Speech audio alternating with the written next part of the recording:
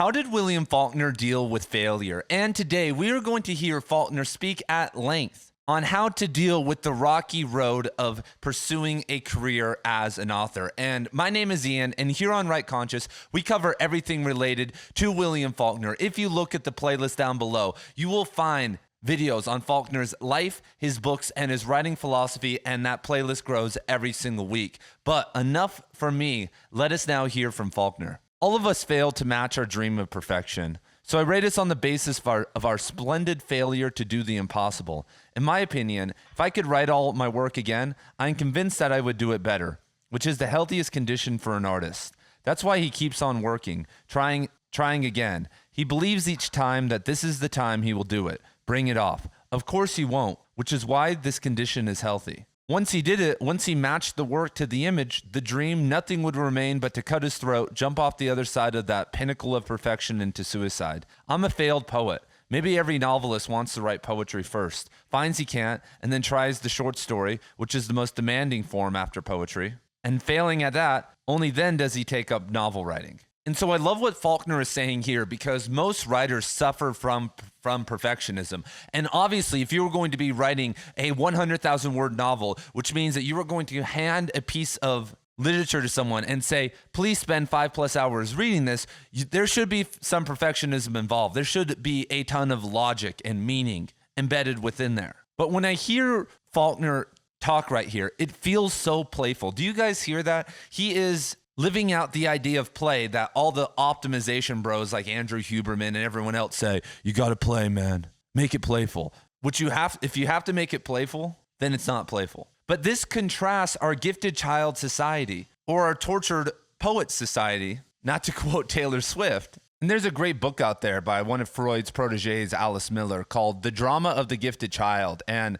I was actually first turned on to this because David Foster Wallace had this in his library and has mentioned it multiple times in some of his essays. But it states that by becoming the ideal child of your parents or the ideal child within the school system, which is basically mandatory of you, you have two choices. You could either be the person who doesn't try at all, you could be the dummy, or the person who's getting, sent to the office all the time, or you can conform and be the ideal child. And that doesn't mean you're the valedictorian, but you have to slip into a certain slot. I've been a teacher for the past 7 years, and I've known and taught many students who I would call actually neurodivergent and creative, and they just couldn't become the ideal child, and they weren't the rebellious child, and it created a lot of problems. And now, or at least back then, they got thrown out of the school system. But most of us weren't like that. Most of us either conformed or rebelled according to the standard. And because of that, we had an axiomatic standard set up in our mind of how we were supposed to act and approach the world,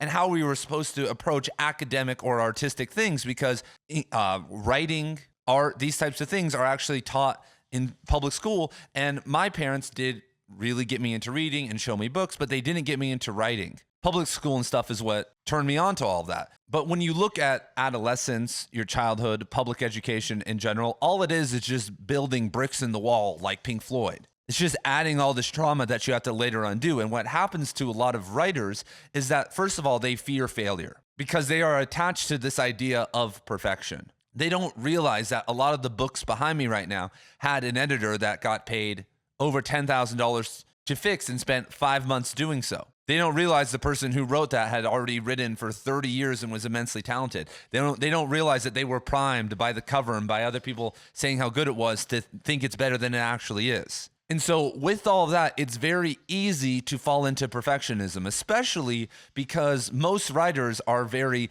internal overthinkers, especially if you are a novelist. And now with the proliferation of drugs out there, because there is a direct correlation between creativity and addiction and overthinking, there is the dark triad of overthinking, an overthinking creative who's also an addict, which a lot of you guys out there actually are. If you hold yourself to a very high standard of addiction, like most people are addicted to coffee or brain rot stuff on their phone and yada, yada, yada. And as artists and as creators, like I said, we are more susceptible to it. And so Faulkner finds this beautiful dyad here where he basically is saying that you should be a perfectionist, but only in retrospect. You should look back at your works and be like, damn, I could do so much better, but also not fear failure in the moment and in the future with what you were trying to do, whether that is if you were writing online, if you were submitting your work to journals or to agents or doing public performances.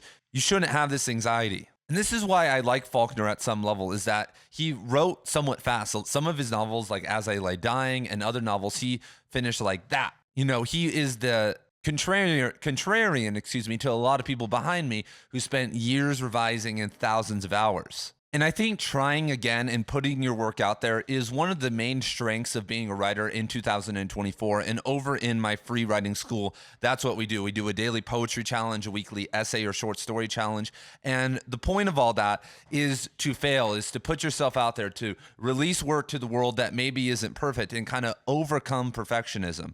Because a lot of the best writers that I have known or that I have read of, for instance, in poetry or with their novel, would write 100 poems and only select one. So they would write, 5,000 poems to release a 50-poem book. They would, spend 8,000 hours working on a novel and, write all these scenes and rewrite, but then it would only end up being 80,000 words. And what's interesting about today is that we have an opportunity to market ourselves and fail in front of an audience, and it actually makes you more relatable.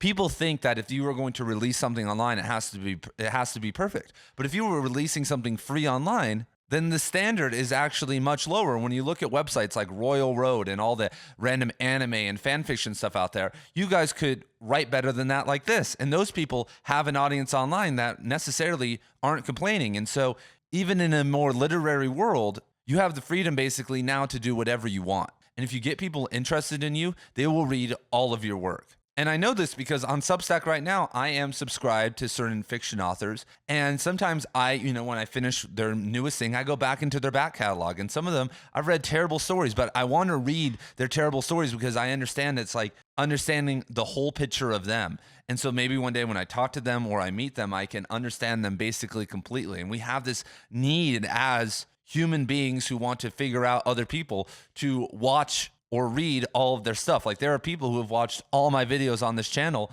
even though some of them are terrible, from the start of my career. And so the same can be applied to your writing, but you have to get over your perfectionism. You have to get over your fear of failure, if you are going to tap into that. And I also and I want to hear your guys' thoughts, that the point that Faulkner makes at the end, that every novelist probably wanted to write poetry, finds he can't, and then tries the short story. Do you guys agree? Because most people go through this. When we are young, we start to write poetry, love poems or little poems or haikus. So I started, then you try the short story, then you try the novel. But some people never leave poetry, and it's not to say, and Faulkner says that poetry is the most demanding type of writing, which is crazy. But I think to someone like him who can sit and write a novel in 6 weeks and have it revised and off to the press, something like poetry that involves sound and maybe forms in the classical sense is, much more of a tinkering aspect than, just letting the beast out with your novel. And so there it is, everyone. Don't be afraid of failure.